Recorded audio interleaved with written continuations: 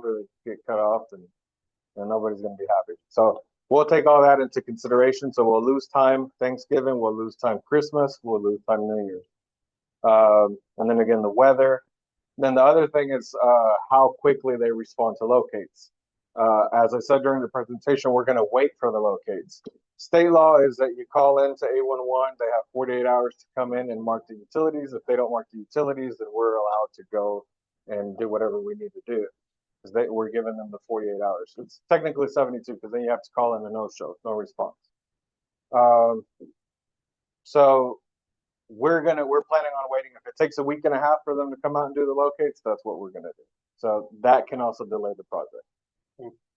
The other question is your line placement. I'm guessing you're going underground, so are you just paralleling everything that's already laid? We've got AT&T already laid. You've got Alamo broadband. So you're running the same route, and you're going overhead, underground, overhead. Yeah, it's all underground. Where it gets installed varies based on, because they might not have fiber everywhere. Like they might not have fiber going down street A, but they have it down B. When we might be running down street A. So you'll go overhead in some instances. No, it'll all be underground. I know where I'm at. We've got underground to Waterwood Pass, and from Waterwood Pass going in the cul-de-sac, it's overhead. Goes to a pole, and then from the pole they went underground into our properties. There is some stuff that's overhead. Yeah, all of our plans are underground for this area. Now we'll run parallel to the road. There will be some perpendicular shots. Essentially, it all runs on one side of the road. Then there's a perpendicular shot every once in a while to get some of the homes on the other side. Then sometimes it runs parallel on both sides, depending on how big the street is and the design. So if you damage any driveways, any approaches, you return all that stuff, and you leave everything in the condition you found it in. Yep, as best as we can, right? So we break a driveway, we'll repair the driveway. If we, rut up the property because we're there on the right of way, and the homeowner wants the right of way repaired, even though it's the right of way, we'll work on the right of way as well. So we'll do whatever we need to do to ensure that the community is happy. Because look, we're trying to establish a partnership. We're not trying to just come in here and do whatever we got to do and then get out of here, right? That's not good for anybody, because at the end of the day, our goal is to connect the communities, and we want you to call us 2 years from now. Let's say you get a new subdivision that you're going to build.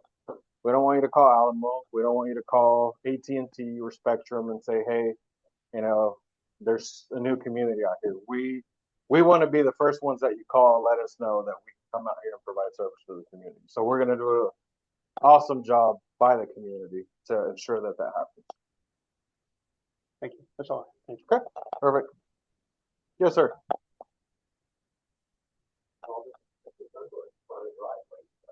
Yes. So, like my wife works from home.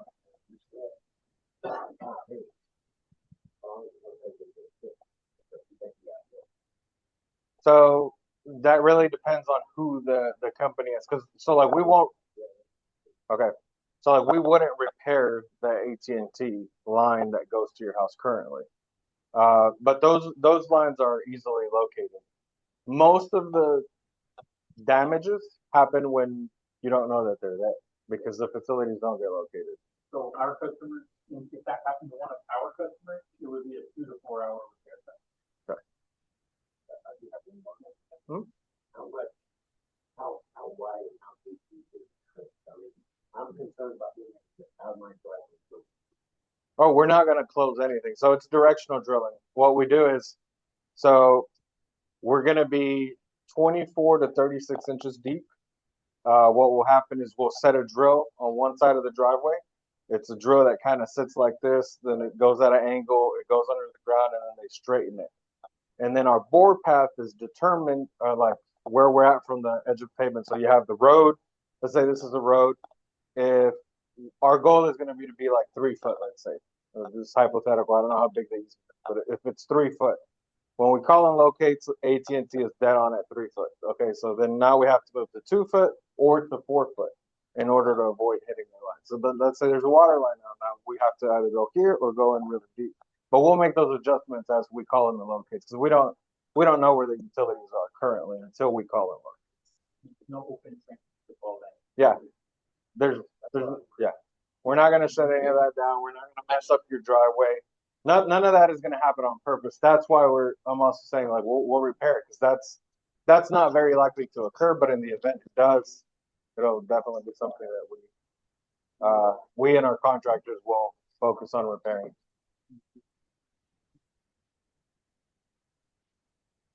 In the example that he presented, you snip an AT&T line. Mhm. In your program here, you explained that you would prep the site. Is Mhm. that something that you would do even though it belongs to AT&T? Yeah. So if we knew that we hit it, yes, we would expose it and we'd leave it for them to come But and if we repair. didn't know, right, because it wasn't marked or whatever, Right. then you wouldn't have any idea to. And prep. the other thing is usually a drop is not in they call that a drop. So like the cable that goes from AT&T's pedestal or underground facility that goes to your house, it's literally just a piece of wire like that buried in the ground. Can I interrupt you? Yeah, sure. Other than the service drop two of residential or building, everything here of AT&T is above ground. It's above ground. It's all overhead. Then AT&T is 100% fiber and telephone. yeah, then we wouldn't hit it. There's no The drops are from the utility pole to the resident. yeah. Aerial pole to the house. No, some of their fiber is underground to the home, but now you're out of the right of way, so you really shouldn't be sticking there unless you're making it. Yeah, delivery so- to a resident. Now, if they did have like let's say a structure in the right of way, that cable has to traverse the right of way. It's perpendicular to the right of way, but going to their house. The drill might not notice the cable if it's just a little cable like that. Like you're not gonna feel the difference between that and dirt. You hit a water pipe, now obviously there's gonna be water sprouting out. Like you'll know that you hit that, so you dig it all up. You hit gas, you smell it, you feel it, like you dig it all up. But there's some stuff, some utilities that don't get noticed by the drill, such as a piece of wire in the ground. But again, what happens in those instances, because this communication companies hit communication companies all the time, what usually happens is somebody calls in, usually the resident that's affected by the loss of services. The company will go out, they'll investigate, they'll run a meter and figure out where the break is. They'll dig it out, they'll say, okay, this conduit damaged us. They repair it, then they send a notice to our company saying that we damaged their facility. That's typically how that works out. Any other questions? Charles, do you have any questions? Tom? Nope. Okay. And as promised, here are my cards. Got my cell phone number, email. I gave you one, Mr. Mayor, but here's another one. And anybody has any concerns? Like I said, we'll have people here every day, every week. Before we get started, if all gets approved before we get started, I'll bring them in here. I'll introduce them to you. We'll have the project manager from Amberscapes and a project manager through Rise Broadband. Bring them here, get our weekly meeting set up, and they will address all of your concerns. They'll be here every day. So if something comes up, you just pick up the phone, call them. They'll take care of it that same day. For whatever reason, something isn't getting taken care of, then y'all have my direct line, cell phone. It's right there. It'll ring, and I'll ensure that it gets taken care of. Yeah, thank you. All right, thank you guys. You bet. Do you want to do any action regarding agenda item 8A today?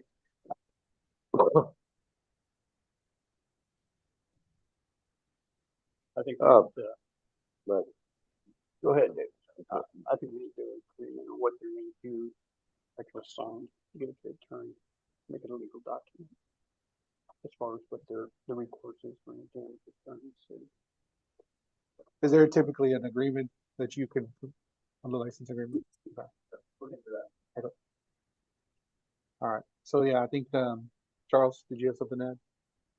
No, I want a written agreement. I understand that you have a right to service our community, but I want you to understand we have the right to stop your contract. Okay, your previous contractor was very laid back about, oh yeah, well the gas companies on their way maybe. Uh, they cut water lines on the customer side of the meter. Maybe they turned it off, maybe they didn't. But if they did turn it off, they didn't notify us all. That's up to the customer. Uh, you know, I get to hear about all this. You know, 7 o'clock at night, 9 o'clock at night, 11 o'clock at night. Right, and we want to Okay. mitigate those types of things. And we, that's what I'm saying, because Rise has told us, oh, we're going to do better. We're going to do better. I'm looking at your PowerPoint, and it's very impressive. Okay, I'm happy that you're doing GPR. That should have happened right after the 7th water main break. Okay, so if this is what you're going to do, I'm going to be a happy old man. But if I start getting calls at 7, 8, 9 o'clock at night about they turned my water off, what happened? I don't know. And like I say, your contractors were very laid back. It's no big deal. I expect better. Okay, we have some fiber underground out here. We put in a few years ago, maybe 3 years. We had 0 service interruptions of any utility while they were doing that. I don't know how they got it. Well, they were doing directional drilling also. They also were doing some underground file share type things. But there were 0 service interruptions, to the best of my knowledge, during the years that they were laying that fiber. So I know that it's not normal procedure that 2 days into the job we've had 7 water main breaks. And that's what happened when your prior contractor came out here. Okay. It was almost a daily occurrence. They cut a water main. And then they busted the gas pipe twice. Now you can say it's the locator service, but he's still the one that broke it. And that's just, if this is what you're gonna do, I'm gonna be happy. If your contractor doesn't live up to this, we're gonna have to have another serious discussion. So work with our attorney to get an agreement in place. And I would say, I want a good deal on internet too. And so what I can speak to that is we expect that too, right? And I can commit to like not hitting anything like that. Well, but what I can commit is that we'll make it right. And this contractor is absolutely levels above, but we're bringing these guys way in the future to come out and do the work over here. Well, but they were from North Texas too, whoever, Rockport or whatever. Yeah. So that, I'll just counteract with that, saying that. So what we also do is we're having this open communication, right? Like if anything's happening that, you don't like, anything that, they're hitting too many lines, which I'm sure they won't. That sounds ridiculous. Well, no, if GPR, good route to go, that should eliminate 95% of the issue. The only thing I would say is I don't know the scope of where they let the previous fiber hitting every house within the community. Mhm. So I don't know if that's the same scope. But like I said, I know we're gonna do a good job. We're gonna make it right. Any incidents, anything that we do hit, anything that we do damage. And it's not gonna be anything like the first time that they got started out here. We are also, our work hours are gonna be from 7 to like 4, 7 to 5, right? Okay. There's not gonna be any sort of drilling activity, any sort of disruptive activity. They might like clean up afterwards, they might be like pulling fiber through conduit, but that can't damage it. Right. Like, there's not the capacity to damage the line. But no, I'm good. This looks like a good program. Let's put it in place and get going. Yeah, and like, yeah, so we can certainly commit to getting it in writing and whatever type of agreement that you guys wanna present. So we're just trying to come in and be a good partner. All right, Chad, you came off of mute. You have something to add? Yeah, I mean, I've been just listening here. I mean, what I would say is, I mean, I'll fully acknowledge that, you know, it's on us, right? We brought that contractor in. They came into town and they operated in a way that they shouldn't have. We're not comfortable with it. You know, like Edgar had said, we fully have let them go, removed them from doing any work for Rise Broadband. And we did that mid-projects, right? As well as this GPR, you know, this came around actually. Sandy Oaks was kind of the reason why we started our GPR program. We went out and we bought our own machines.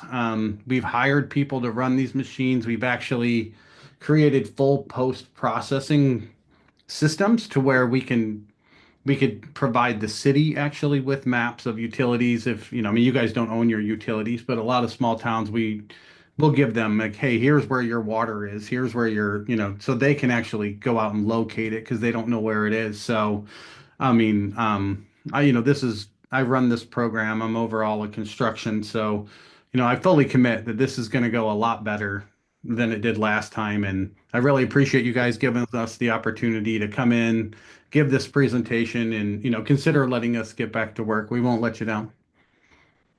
All right, thank you, Chad. We need a motion for action.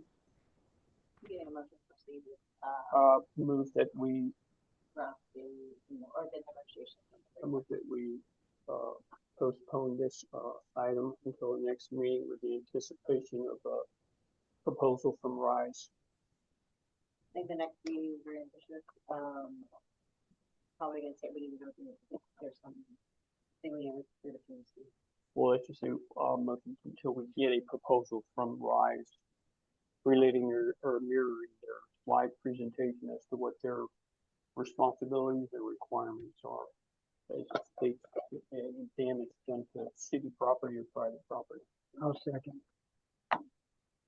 All right, so I have a motion by Alderman Tremblay and a second from Alderman Rapino to come up with a filing that mirrors the presentation presented today. Accepting responsibility for any damages done to private or personal property. It's based on your proposal, based on what your slideshow. Everything that's in your slideshow, basically put it in the proposal. It's signed off by whoever you have, CEO, whoever you got it, somebody who has that authorization. Okay. And relay that to our city. We can probably get you something like that pretty quickly. Okay. So, All right. All those in favor say aye. All right.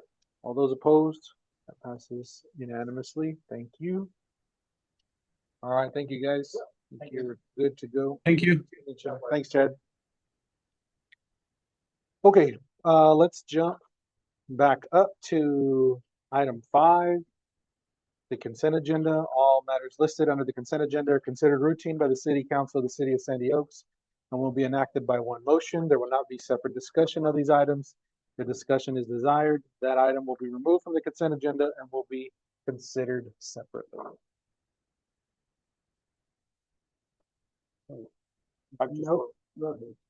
Just one question on the invoice from the engineering firm. You have. These men that all these. Oh yeah, well, you have to separate it. You have to make a motion to pull it. Separate that Well, out. I'm not pulling it. I just have a question on. But if we But discuss it's a it, separate it has to be discussion. It has to separate be, out. okay.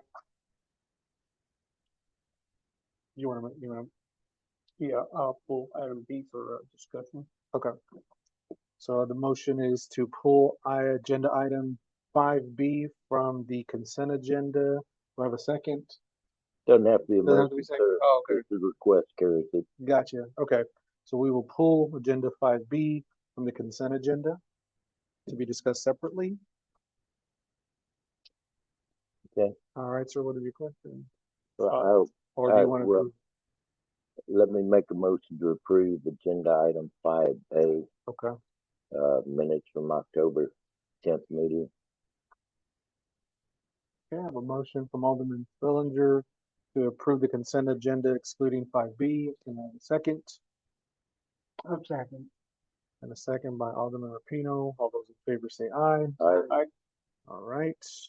All right, it's agenda item 5B. Sir, you have the floor. I just wanted to discuss the plans under here, understanding of the building, understand the portion.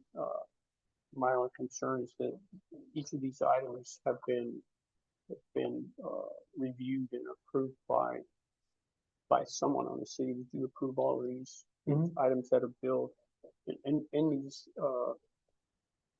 the design, mainly in the construction administration portion, are we not allowing for the same things that happen as far as driveways? I just like to see something in these plans that addresses Yeah, drive approaches, if you will. yeah, no, fair question. And I think Mr. Lewis has already let himself go for the day. If I may, Sure.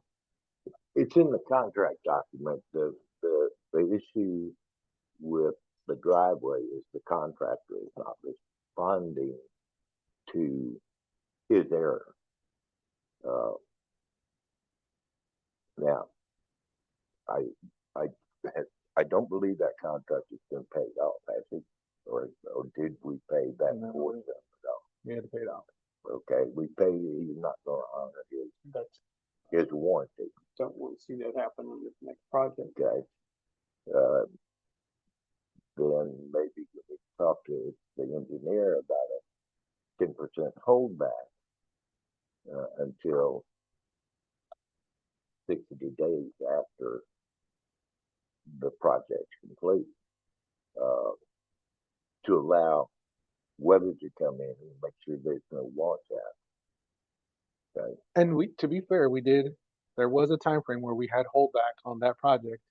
And I mean, it wasn't until almost a year later that it really started to come out. If I'm not mistaken. No, it was right away. Right. Because I know they came back and they readdressed some of it, or they thought they did. Right.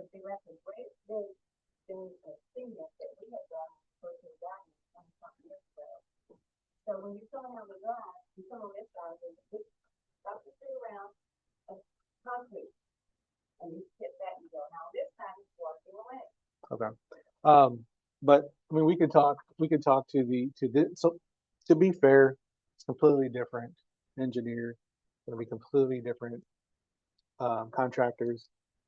And I mean, So at what point in this contract, we still have time to address those issues. yeah, I mean, it just went to bid. Yeah. Right. So, So I'm just, in the initial bid, the initial statement of work. Yeah. I just realized there's something in there in the statement of work. Yeah. That says that specifically, rather than having to come back and argue with the contractor about, hey, this needs to be done, this, that. Yeah. That's my only question. yeah, most I don't have definitely. any problem with the billing itself. Right. You're just But asking. if we have the design already, and we have a construction administration portion, what's in there? I haven't seen it, so I don't know. You've seen it. Yep. Okay, those are my concerns.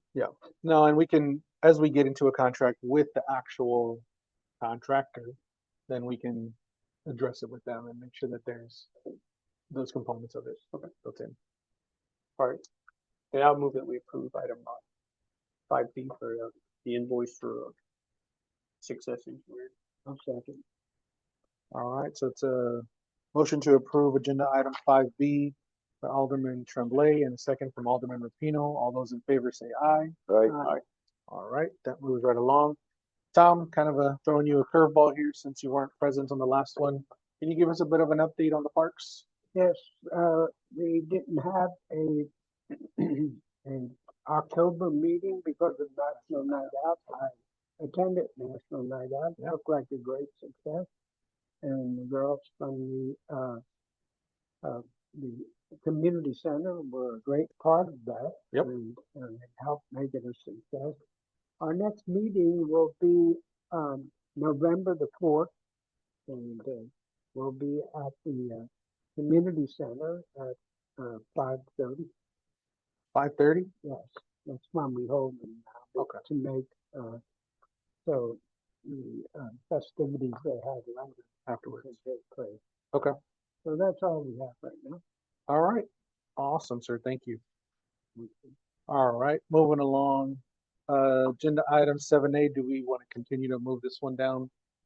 Alderman Burns? Yeah, because we really need to look at Okay.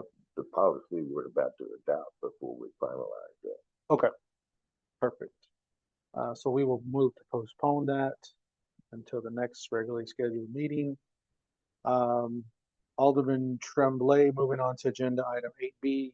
You had mentioned you want to postpone that until, Actually, we can tackle it. you want to try to talk to it Yeah, today? I think Sandra's done a great job on putting this together now. I've read, hopefully everybody has read it. I don't see anything in here that is questionable to me. Right, well, I've read it, looks good to me. I don't see where we've assigned a resolution number or a resolution title to it. So I'm not sure. It's a policy, it doesn't need to be a resolution. Yes, okay.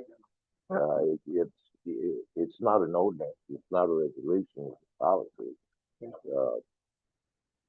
I don't think we have to formalize that with an ordinance. No resolution. So basically, signed off by the union as approved.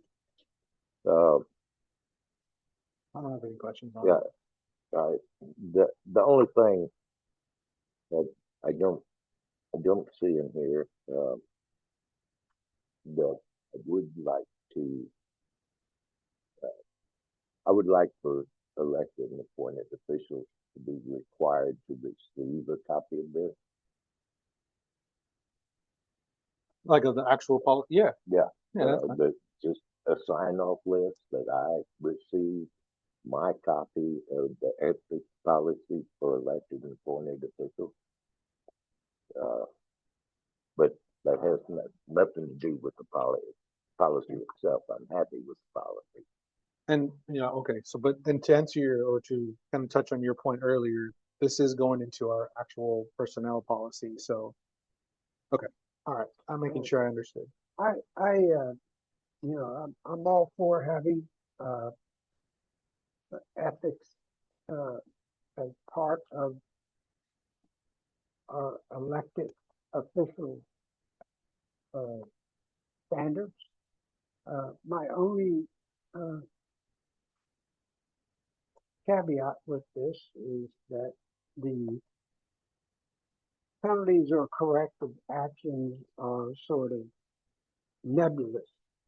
They haven't been fleshed out, but I'm okay with it. So, I mean, where are you saying? they're corrective 6. actions to Section 6. their penalties or corrective actions. None of them are really held down, but it's okay. I guess if I do something bad, you can beat me if it's in here. And I think it'd all be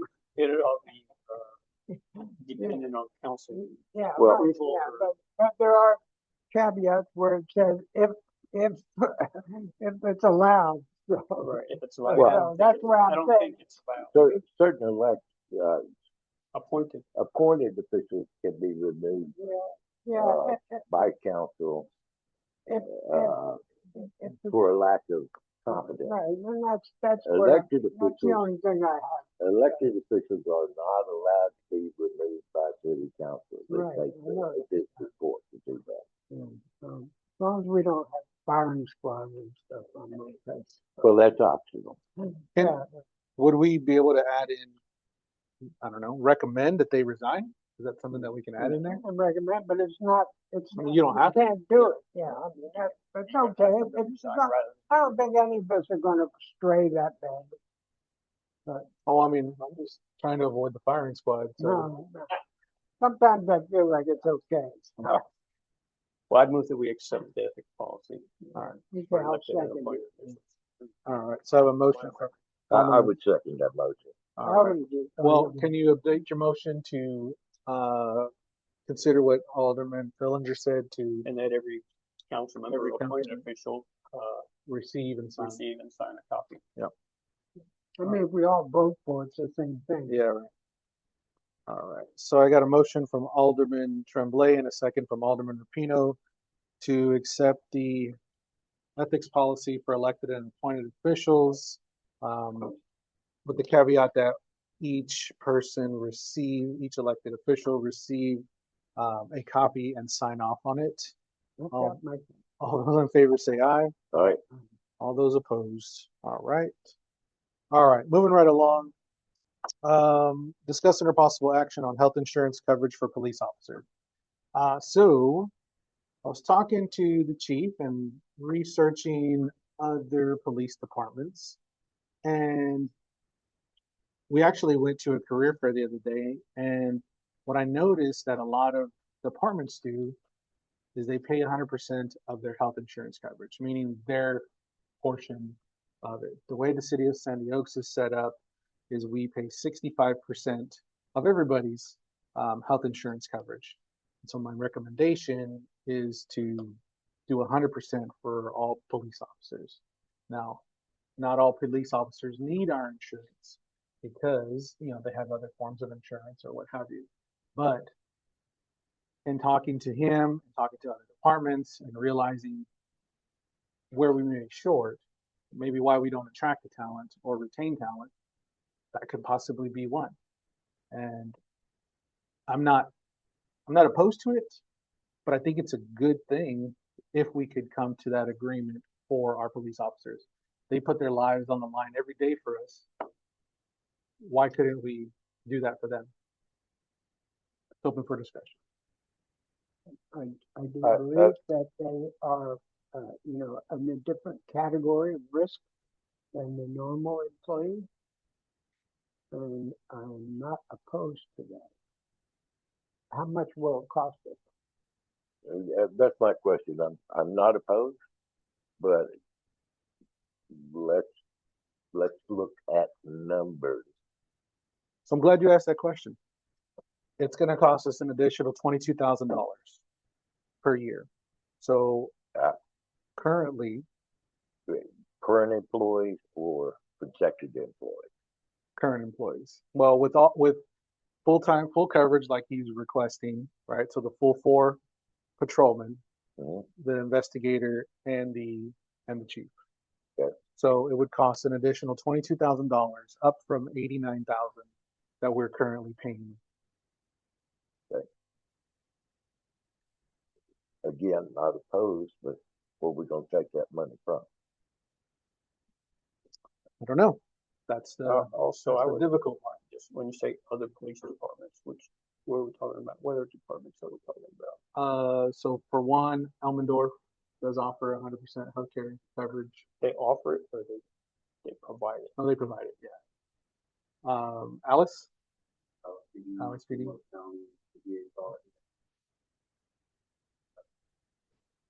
And when you say some of them may not need it, will that reduce the number? that we have? I have it built in to where that's the max number. So yes, it will reduce if they do not elect to take coverage. Rather than sit here and try to figure out where we're gonna get $23,000, I would move that we postpone this until you can come back, being that you are the budget officer, until you come back with a plan to where we're gonna get the $22,000 from. I know we're 11. Because we can sit here and try to hash it out, but we've gotta be fair to other departments as well. With in the that sense of mind. taking from their budget. Okay, right. To kind of answer your question, right? So there's a couple of things that we need to do within the budget, and we would still be at a positive cash flow in our 24-25 budget if we made the amendment. So you have the budgets. We'll talk through all the motions in a little while, but just want to let you know that it is there.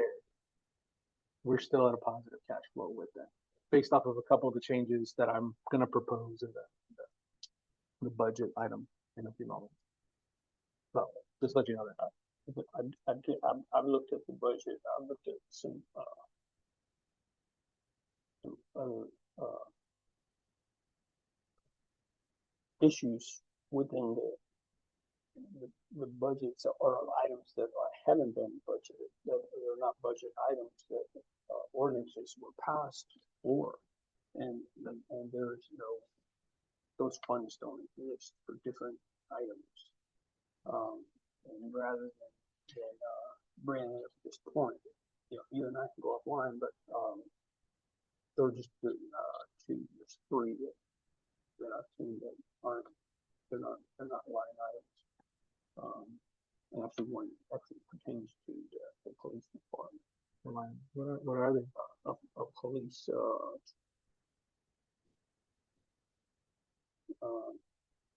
I haven't remembered. The ordinance? The crime fund, police crime fund. Oh, okay. That was passed, 2019-105. It should be a police crime fund. Doesn't exist. As far as I know, I have not seen it. Okay. It should be a separate account created for those monies to go to separate from the budget. Like a tip line? No, it's a crime Crime fund Stoppers. that they get money for from, we look at the. Okay, I'll look at ordinance, it's police crime fund. but it's a police crime fund. So the ordinance here, 2019-105. We also have a street maintenance fund. I know we have our line We have a item, line. but where are those dollars coming from? There is in 2020-113, we have a scholarship fund. We're not. We voted that. It was voided. it was repealed. Yeah, It was. Yeah. Fine. Where it was repealed. I don't remember the ordinance number, but But it was repealed, yeah. it was It repealed. was. Okay. Because that was with the Fiesta medals. Basically, it was the money thing.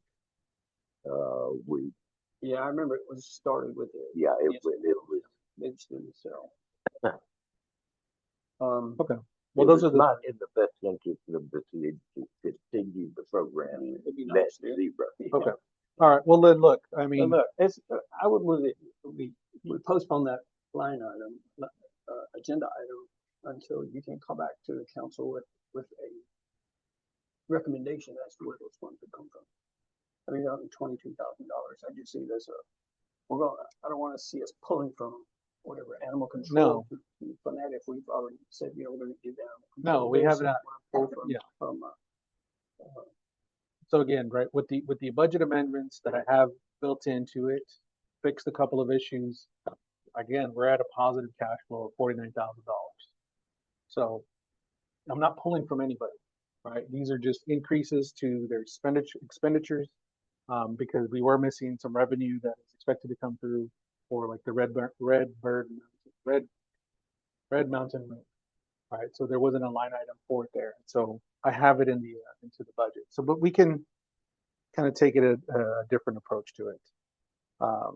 But if we want to wait on it for now, we can. We'll talk about it some more, but it's there. Okay. So then let's go ahead and postpone agenda item C until the next meeting. Okay. All right. So agenda item 8D. So everybody has a budget. So the items in red are potentially the motions that I'd like to make.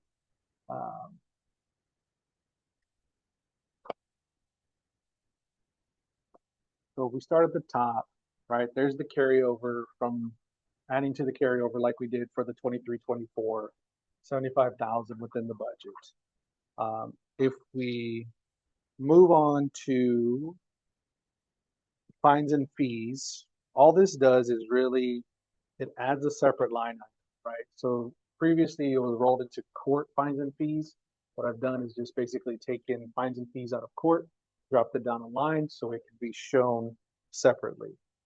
So that's really all that's doing. That 14,000 is actual. There's nothing to change there. The 236 is what we originally budgeted. Again, it's just moving it from one line and and making a sub account. That's all that one's doing.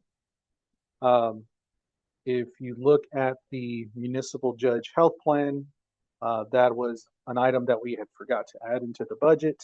We have the expense, we don't have the revenue, so that's what that creates. If you move to the second page, we have the 290,000 for the Red Mountain CDBG project.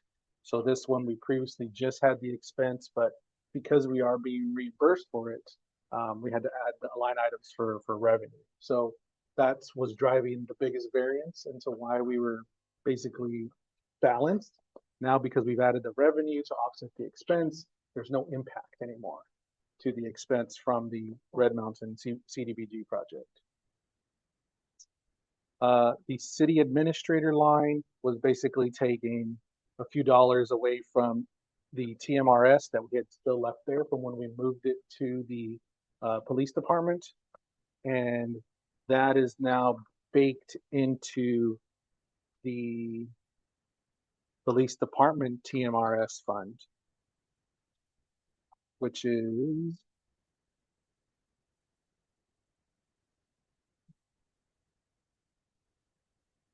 the bottom. Gotta find it.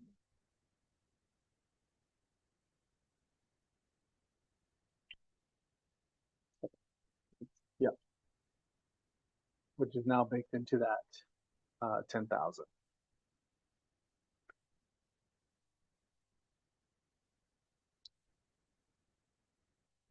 And then if we go back to the, sorry, no, okay. If we go back to the 111,000, which is for healthcare, right? So that includes the 89 that was originally asked for, 11,000 for the, well, 22,000, right? But 11,000 of it is what we need to increase it by. There's an additional 11,000 that I want to increase it by to make the 22, which would be via ARPA, which there's a reason why I recommend that. And then we'll talk about that one on agenda item F on why it's coming from ARPA, if that makes sense. Hey, I'm not sure you can do that for ARPA. Yes, yes, you can. Okay. Because Why would you, sir? Because you're making the reports for last year and next year. Yeah. Okay. all right. So if you want me to postpone this one just for a minute, or just skip to agenda item 8F, I can explain to you why that would work. Okay. Hold on. Sure.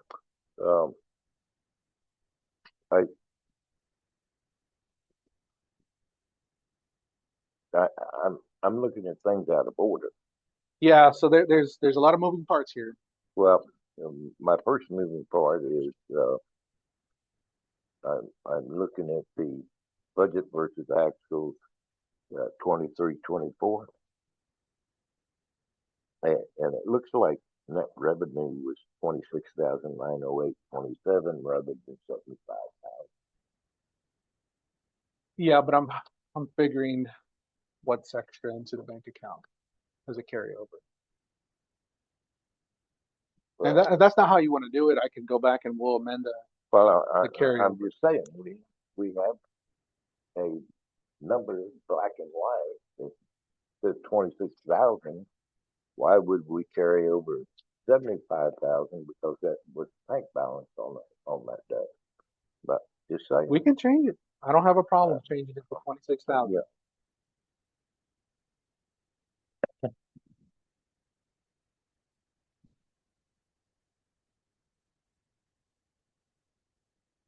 So if I'm mistaken, explain it to me, because, you know,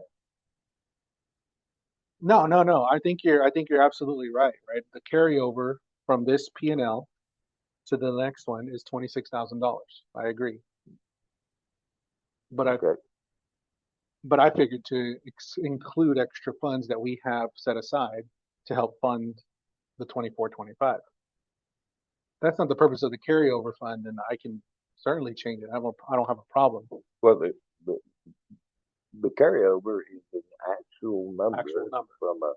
from a previous year's balanced budget, that this is how much we Did not spend.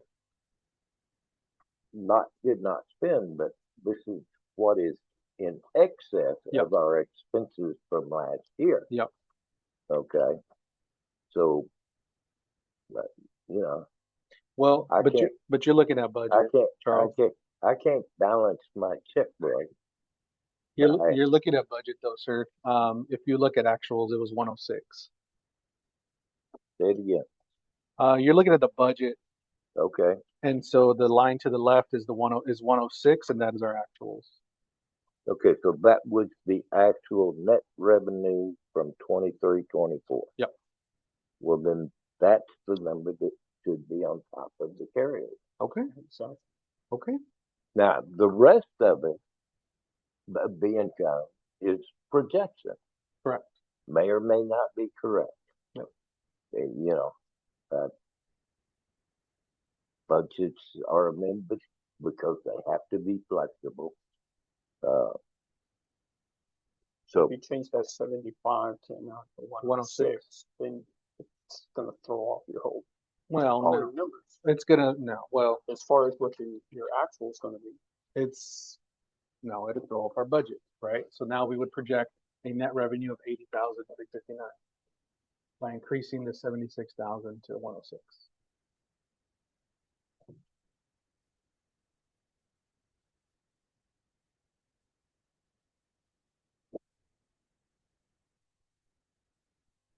$31,000 additional dollars. Mm-hmm.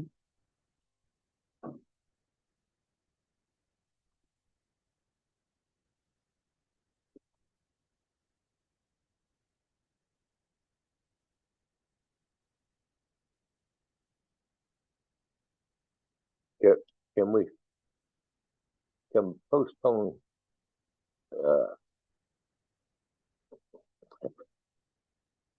If you're Can we- if you're doing can we- the 106 and rather than 75, then there's your $22,000 that you're looking for. is can right we there. can we postpone CDE and discuss F, just so I know why we're looking at it. Yep. Okay, so then let's postpone C, D, and E. And then let's talk about F. So the reason why we're talking about F is because, as you know, our chief would like to have 4 officers on patrol, which would provide for the city 24-hour coverage. So one of the officers that has applied is a certified mental health officer. And in the ARPA, you can create a mental health department. And by doing so, we would be able to hire a mental health officer, which is the one applicant that we do have. He's got 40 hours of training. Yeah, certification for a number of new people, like you would do my people account, W license that I have from basic and immediate advanced master peace officer, correct? He also first has his basic, intermediate, advanced master, and then he's got the mental health officer certification. It's one thing to go through a course, but it's another thing to be an actual certified, like certified peace officer, jailer, he's an actual certified mental health officer as well. So he carries all the duties of peace officers, and some of it's pretty important control, but he is also certified mental health officer. So what happens? You fund that with ARPA dollars. What happens next year? we can continue to fund it because that is That's something something that, we have to fund it. We don't have to worry about funding it right, with tax dollars right. at this point, but next year, it's Well, kind of like right. a grant. Right. Well, it is a It is a grant, grant, so next time around, we're funding that additional. So without the ARP funds, the budget wouldn't support. It wouldn't support the It's all 4,000. Right. So we would be looking at another tax increase next year to at least support this officer at 48,000. If we didn't have the ARPA fund to Yeah. cover that, yeah. Or, We have to come in with the budget. Right, and so just to read you from ARPA, it says recipients may use funds for programs or services to support equitable access to services and reduce racial, ethnic, and social economic disparities in access to high quality treatment, which includes a mental health officer. Says recipients may also provide services for special populations, for example, enhanced services in schools to address increased rates of behavioral health challenges for youth, mental health, first responder, or law enforcement mental health co-responder programs to divert individuals experiencing mental illness from the criminal justice system. So that's where I get that we can use ARPA to fund our mental health officer, which would then give us our fourth officer. So he would be fulfilling the same duties as the other officers patrol, but Correct. in the event we had a person who had an issue, then he would be the person handling that situation. Correct. correct, And so part of the 111,000, right, which is 11,000, I've taken their entire salary, added overtime, added benefits, and it's approximately $65,000 that we would take from ARPA to cover that position. Well, right, with overtime and with benefits. So, not just the $48,000 position, right? It's everything else included. I understand. Yeah. So what do we need to do? Well, I mean, if you want to, you could make a motion to approve to hire a mental health officer Like for, payable by via ARPA. and this will give us our fourth officer for patrol. Yes, sir.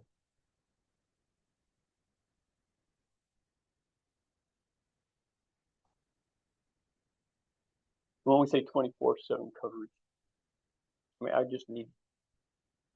I need a little more to convince myself that this is something that we could do, because it's our decision, but I mean, we're also looking at people that are gonna pay the bill next year. So if I may, on Monday we had a burden, right? And I responded to that burden, correct, the Barbecue thing. Mhm. And I canvassed from the barbecue place all the way to the 3900 block on foot, knocking on every door with a ring camera, and tracked the suspect all the way down to 3900 block passing for the ring camera. Everybody that I spoke to practically said, I wish we had more, we got we to nobody, right?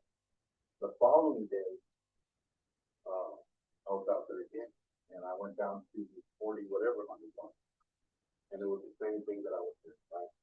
I went, I put up these poster signs, the Dollar General, everywhere along at the shop. And as I walked in there, I walked into the liquor store. I said, can I put this up? He said, oh, by the way, look at my video surveillance camera. You're about to want somebody trying to break into the store. I said, okay. I go to Dr. Diaz. And I put this picture up. By the way, let me show you my video. Somebody did get into that thing at 205 on another day. I said, okay. Saturday's incident, right? That happened in the wee hours at night. From the time I was notified, we were on it. We're the ones that provided the information to the county from the information that I received, which led to the arrest and confession. By the time we worked with the county to provide, they had nothing, they had no reason in that case. We provided that information. So it's been you need officers, you see nobody. It's what I hear constantly when I'm out there. Not dispute. So with a 24/7 coverage, it's having 4 patrols, right, working 12-hour shift. 2 on this shift when these 2 are off. When these 2 are off, these 2 are working. The only time you're not gonna have coverage is if somebody calls in sick, has to attend a training, whatever the case may be, and somebody else cannot cover that shift, then Bear County, covers. I do wanna say, when I responded to that burglary, right, my investigator went out there, I went out there, another officer went out there. Lee County showed up, Bear County showed up on scene. And he said, well, this call came in hours ago. Does dispatch know you're here? I said, well, I'm still trying to get into their CAD system, but so next time, why don't you call dispatch, let them know you're here, because there's 3 other calls pending in San Diego. We're gonna go take care of those since you have the burglary case. So even when we were there, the following day, I rode with Castillo because we went canvassing again. In the time that we rode, we also took care of some city ordinance violations that was solved while canvassing. But in the time we were there, we get the call. From kids in school, and you go handle this call. And we go handle that call. We leave there, oh, we get another call. There's people burning out. We go handle that call. We just don't have enough officers to handle with one call. We finish that call, and 18 wheelers turned over on 37, it's over on the side. This is over just in a span of an hour and a half, 2 hours that I was riding with that too. We don't have the manpower to cover all the calls, so we need. And even at 24 hours coverage with one person, we're not going to be able to cover. We're not going to be able to cover all the calls, but we can cover the most pressing calls. You know, a burglary in progress. It's not going to take us hours to get there. Bear County, it took about 4.5 hours before they even got to the border control. We'd already taken pictures. We'd already fingerprinted. We'd already done an array of stuff before they even arrived. So that's why I think we need it. And that's how the 24-hour coverage would work. You have them working 6 to 6, 6 to 6, 4 on, 3 off. When these ones are on, these are off. When these ones are on, these are off. In the following week, they switch 3 on, 4 off. These ones work when these are off, these ones work when these are off. It's a common schedule that works by smaller. Sure. I mean, I like to see all there in the morning, these kids getting on the bus. I mean, when you got speeders, you got passers passing down, whatever. I hear it all the time. And that's my. Though, we got these gunshots going off at night. I heard too when we were doing Hard to catch those guys. And then we've got them showing me video surveillance where they just call the cops. All right, they were like, we didn't think anything would get done. They just call on this surveillance camera with somebody trying to break in the liquor store and they're like, yeah. So we've got. I hear people complaining we need people on the day, but then we've got these things going on at night. Well, I'll tell you the truth, I don't feel safe anymore. if I can speak,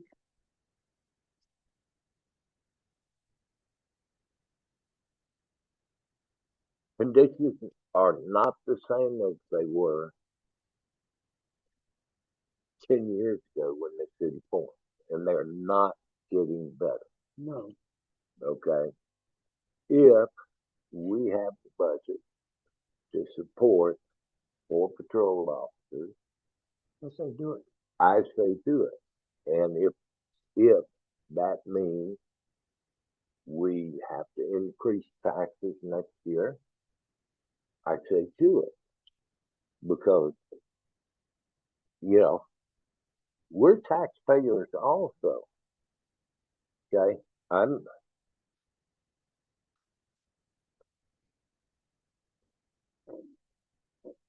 just slightly upset with the way things are going in our city.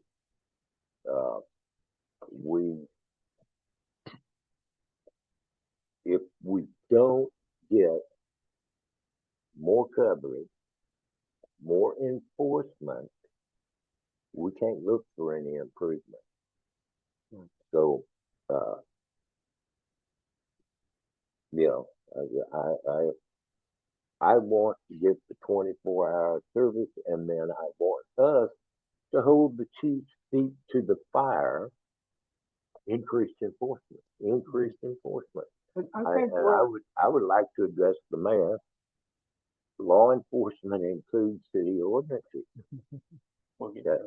there. Yeah, Uh, and I will say, Charles, to our Alderman Fillinger, I will say this. I happened to stop in one random morning and was off to the side, and first thing out of his mouth is go look for code enforcement.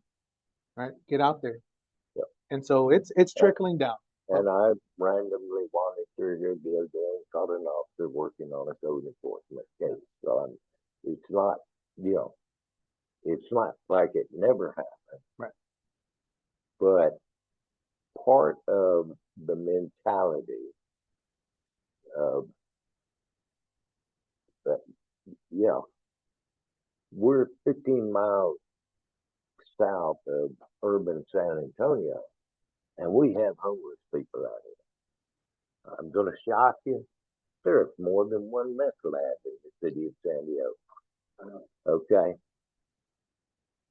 So, yeah, we need the officers. We need the enforcement. You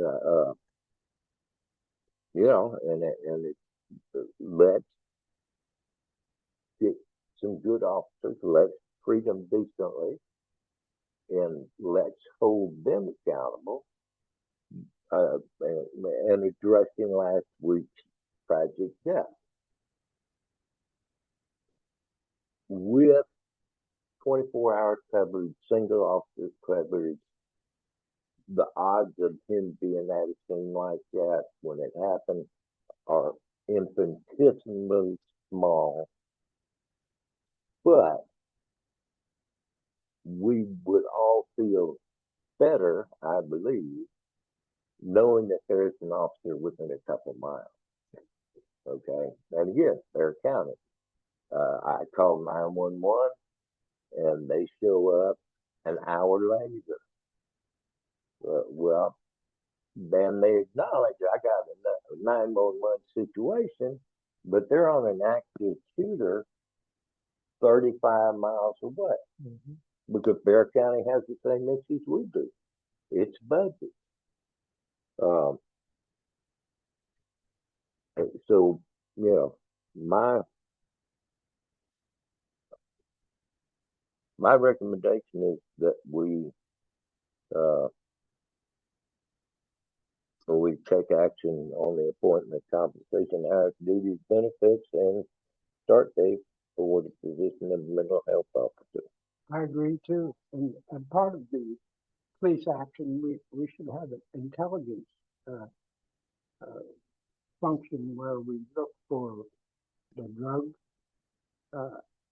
action that's gone on in the city as well as gang action, because we're easy picking for some of these new gangs that are going around that would like to settle in a nice little town like this where they can intimidate people and I'm not sure. where we have where what? Oh, I didn't hear you. I'm not sure that we work there. I think we have too many highly independent, motivated veterans that are not going to allow. Well, you'd be surprised. Yeah. Was your recommendation a motion?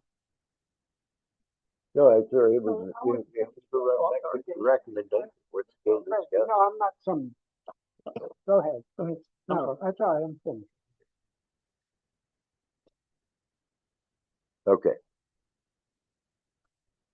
How much do you want to discuss the possible action on the compensation, hours, duties, benefits, and start date? Start date is 2 weeks from now. Hours are as assigned by the chief. Duties are as assigned by the chief. Compensation is 48,000, as we've already discussed, and benefits are in alignment with the other police officers. I move that we do exactly that, sir. How are we going to pay for it? Huh? How do we pay for it? Well, we create the office of mental health officer and pay for with ARPA funds. Okay. All right. The motion by Alderman Fillinger is to create the position of mental health officer and fund it via ARPA funds, with compensation starting at 48,000, hours, duties, and benefits as in alignment with other patrol officers.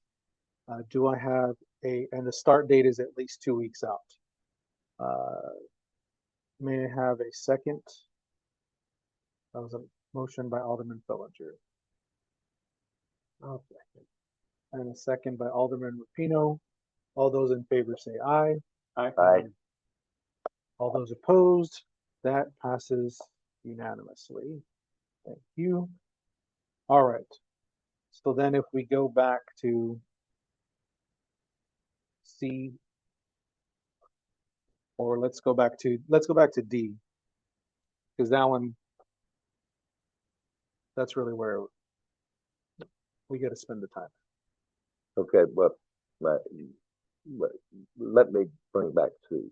Okay. C is dependent upon amending the numbers, adopting the numbers in the budget. Correct. Right? So let's do the budget. Okay. General ordinance, amended budget. Okay. So then we should postpone until we have an ordinance number, or I don't know, the ordinance, but still, oh, the original one. Okay. not the original, the ordinance. Okay.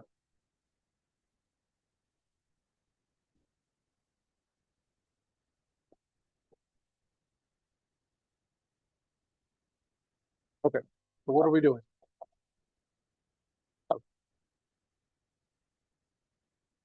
Okay, we have looking at your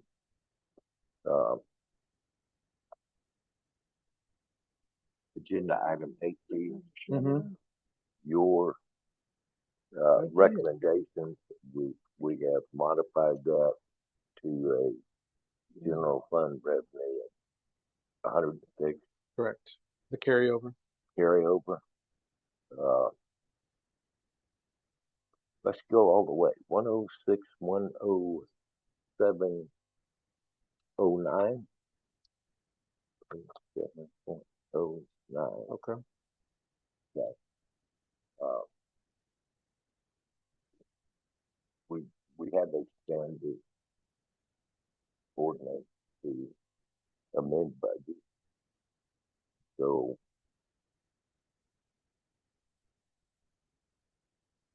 I don't have a heavy.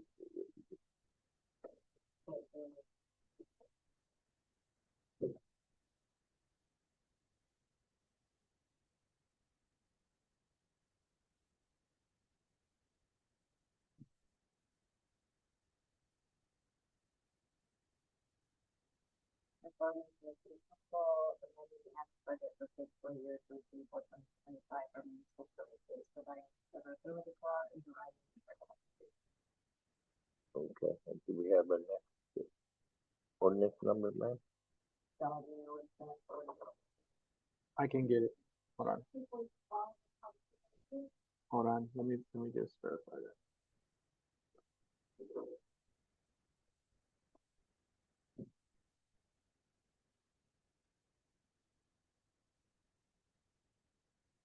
$245. So the next ordinance number would be 245. Yes, sir. Okay.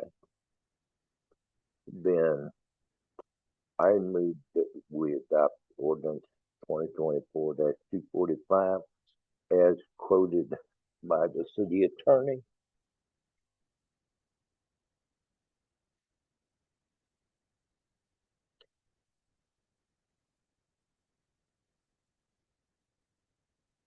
In accordance with the submitted agenda item 8D.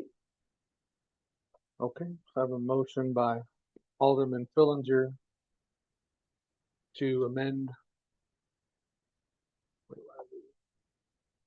An ordinance of the City Council of the City of Sandy Oaks, Texas, amending the annual budget for fiscal year 24-25 for municipal purposes, providing a severability clause and providing for an effective date.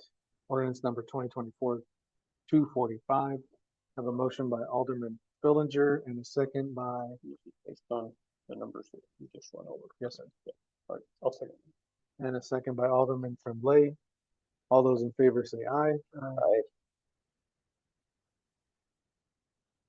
Thank you, John. Aye. Oh, I didn't hear you, sorry. All those opposed? All right, thank you. That passes. We will make the adjustments and we will make the movements. Let's get that officer hired. All right. Agenda item. So do we want to talk to C now? Because a part of this budget is that C would be included. Huh. You don't have to. The health insurance. The health insurance, yes, sir. I thought you But were gonna come we back. adopted it into the ordinance. We can still decide not to pay for it. No, and to discuss that, most of the police departments I've done research on goes, you know, I have nothing better to do in my life.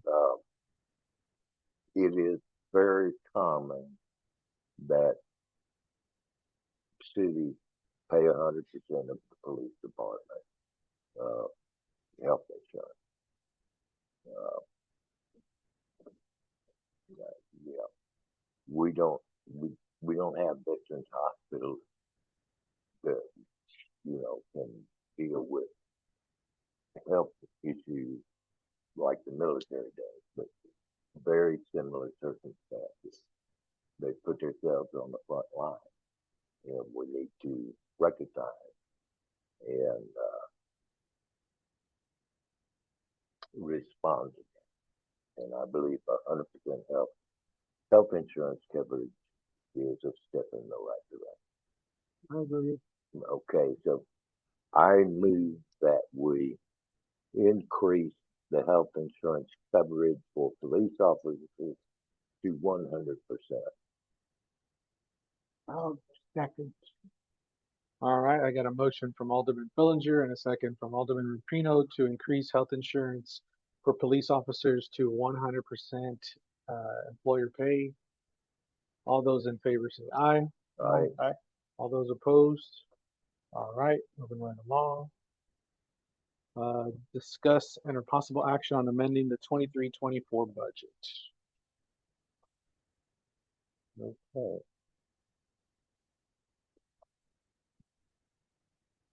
So David, when we were looking at the budget last year or last meeting, the biggest concern, right, is that we don't have the actuals, but for the carryover funds. But what was really driving the discrepancy is the TDA grant deposits, which there's really nothing to change there, because that was just actuals that were being netted out. They netted out to zero, so it didn't show the revenue that we took in for TDA deposits. So I just wanted to show you that because by doing that and fixing it, that essentially drove the bottom line back up for our net revenue. So, okay. That was pretty much it. Any questions on that? Yeah. Questions, Tom? No. Charles? Another one? All right. All right. All right. Agenda item G, discuss and or possible action on resolution 2024-213 that has been changed because there was not one posted on the internet, but was in the book. And so that is to cancel our Thanksgiving meeting. We again need to adopt an ordinance to amend the budget on item 8E. We didn't amend the budget. We just updated the actuals. I just wanted to show him that it changed the bottom line. So if you notice the red, Okay. yeah. I will put no action taken. Thank you, sir. Okay. All right. So yeah, to cancel the November 28th and the December 26th regular city council meeting. I mean, if y'all want to come, Not even gonna open it for discussion. I move we adopt resolution number 2024-213, a resolution of the city council of the city of Sandy Oaks, Texas, canceling November 28, 2024 and December 26, 2024 regular city council meeting. I get a second. Go ahead, Dave. All right, so I got a motion from Alderman Billinger and a second from Alderman Tremblay to adopt resolution 2024-213, canceling the November 28th and December 26th regular city council meetings. All those in favor say aye. All right, All those opposed. All right, and then moving right along to agenda item H, discuss and possible action on code enforcement as it pertains to residential lots. David, you have the floor. Okay. I'm happy to see that you get guys out looking at code enforcement, that you looked at some yourself. Back in 2022, under Resolution 163, the council approved the process of council members serving as code enforcement volunteers. What I would like to see us do is if you can, we come up with a, like you go to San Antonio, code enforcement guy drives around, he leaves a notice on the door, you're in violation of this ordinance, blah, blah, you have so many days to correct it.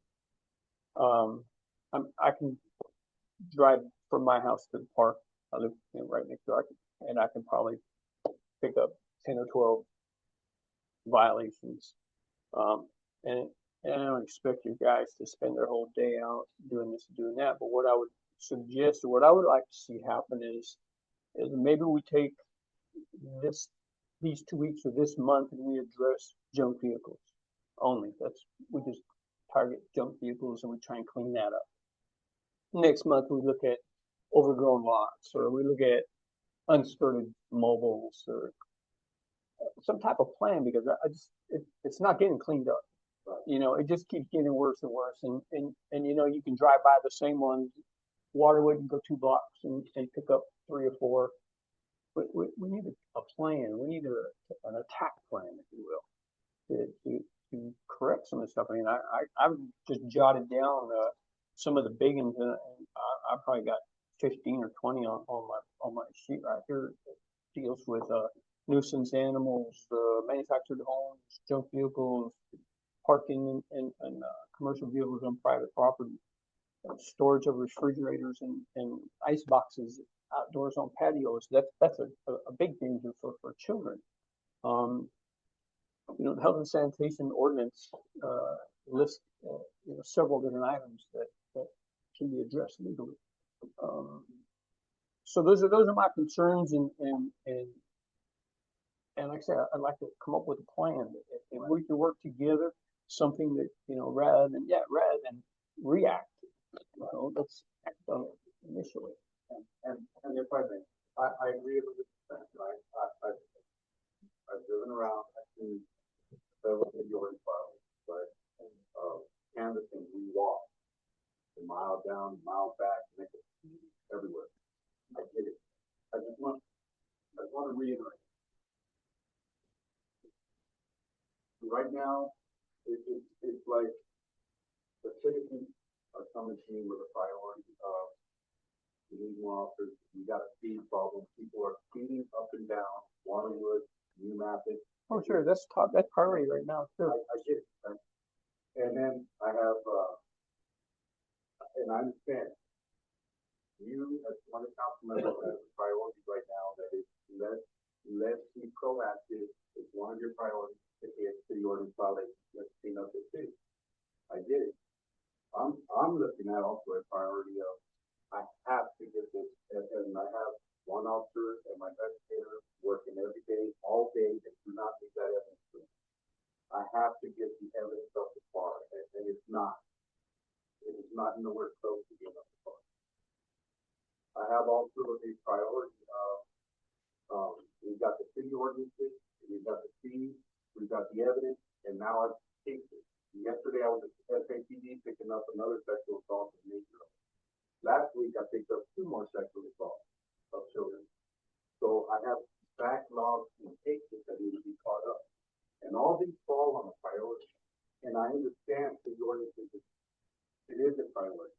But right now I have one officer on the road. I'm just saying, please give me some time to get some people on the road that help Custfield, because for a long time he was by himself. So he's so backlogged and cases. So I tell them, get here at 6 in the morning from 6 to 8 o'clock. I want you enforcing the children who are out there waiting tax buses. From 8 o'clock to 9 o'clock, give me around, fine city ordinance violations. Now, I can't dictate whether you like a warning or a citation. All I can tell them is I need more enforcement action, right? As the administrator, by law, I can't dictate whether he likes a citation or a warning. That's officer discretion. So then I want him in the office catching up on these back reports that he had from when Chief Lopez was here. That haven't been once he's caught up on the national policy where all reports are done by industry. You don't go home leaving a report incomplete without prior approval from myself to the lieutenant. You know, it might be like a major crash or something. I understand. You can't do that one in one day. But all of the reports, because he's backlogged, but he was by himself facility. So he is getting city ordinance violations. He is enforcing more traffic violations as well right now. But then I need him in the office trying to catch up on the traffic reports. He's not helping at all with the evidence because I have one of the new officers in my investigators. Once I can finally get 4 people on the road, there's going to be an increase in city ordinance violation enforcement. That's what I'm asking. That's what I'm asking for. If we have a plan, let's attack it. Let's do. And I do. I think they're with me because I understand it's a priority, but so are the citizens' complaints about speed, and so is the evidence and back statements, because without prosecuting these offenders, making these arrests mean nothing if we're not following through with prosecution. So I have to get these cases. So as council members who are empowered to act as code enforcement volunteers, if we just provide you an address and a violation, the code and the violation, will you respond to those? Yes, yes, and we did with like the one you had called upon. Now, as far as you guys going out and leaving, I welcome anybody to call, text me, send me pictures. I think every citizen should have the right to say, hey, there's a violation going on here. Do something about it, not just council, but every citizen. I just say be weary on how far you take it. Oh, for sure. Because it can turn bad, and then bad is bad. We may not get there soon enough. It can turn bad. There are a lot of things, but as the only elected official who's ever dealt with an overgrown lot, most of the overgrown lots are out of city property owners. Yeah. Right. Yeah. Okay. We can't hang a sticker on their door. All we can do is send them a warning, a certified note. They don't respond to it, then we send them a letter, we're going to take action. Then we send them a letter that says, this is how much it's costing you. The one case we had, then our city attorney files a lien on the property. Okay. I think council members could partner with you on dealing with those type of issues. Absolutely. Okay. And if we clean up the vacant property, that's going to eliminate a whole lot of other issues, like littering. Right. Got a mattress on the side of the road down by my house, leaned up on a vacant property. Showed up last week. But It's in the right of way. It's in the right of way. half on the right of way, half on the property. I'll remove our house. Okay. But I think that elected officials could partner with you on things like that. My disagreement with the prior chief was he would not issue a citation by mail. Okay, which I believe it should be. You know, you can serve a citation by mail. the guys in Laredo, we're not gonna drive over there and write him a ticket. But he wouldn't back me on that, so I just quit. No problem with sending citations by mail. You know, so I bring you package. Here's what I've done. Here's the property. Here's the picture. Would you write a citation and serve it? So I can tell you that if you bring that to me and I decide that I'm going to issue a citation, or if we look into it, maybe this guy's never been one, right? But through your process of giving the warning and everything, now it's time to issue a citation. I agree with that. Now, I cannot dictate, if you brought that to Castillo, that he has to send, or to any of the other officers. Remember, I cannot tell you he has to send a citation. They may elect to send another warning, and I can't tell them any different. Now, what I do, and I'm open to, is once we get 4 people out there working, come out and ride along with us. And maybe y'all are seeing something we haven't. Come out and ride along with us, and let's go get it together. We'll tackle it together. You know, come out, hop in the vehicle with me, let's take a ride, and we see some city ordinance violations, tackle them, as well as work some speed and traffic and whatever else we need. Well, to do. I fully believe that citizens should have a warning. You know, unless it's an egregious health matter, I believe they ought to have a 10-day warning. If you have a tree fall down, that's the city ordinance says you can't have that there. But some of our people, it's going to take more than 10 days to get that cleared. Yeah, you know, and I'm not saying, you know, iron fist, jackbooted thugs showing up demand an instant response. But I do believe we should, you know, issue a warning and then follow up.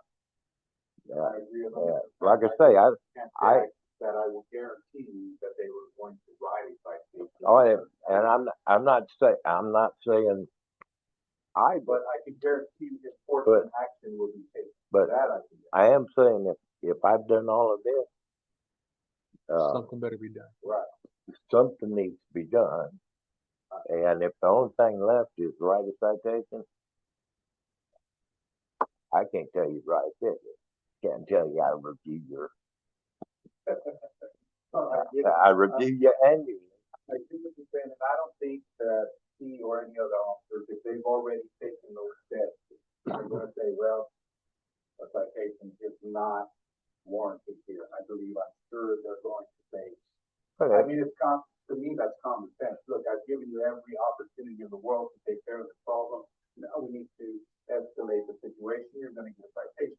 To me, that's common sense. I just think that everybody has common sense because I can't force them to write a citation, right? But I can tell you that enforcement actions will be taken. I can't say it will be a citation. I can't be able to do that. Okay, I'm happy. No action. No action needed. I'm ready to adjourn. It is now 8:21. We are adjourned. Thank you everyone for coming.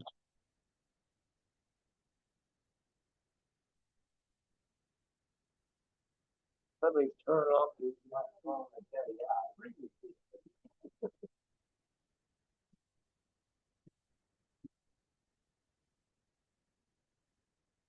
Oh.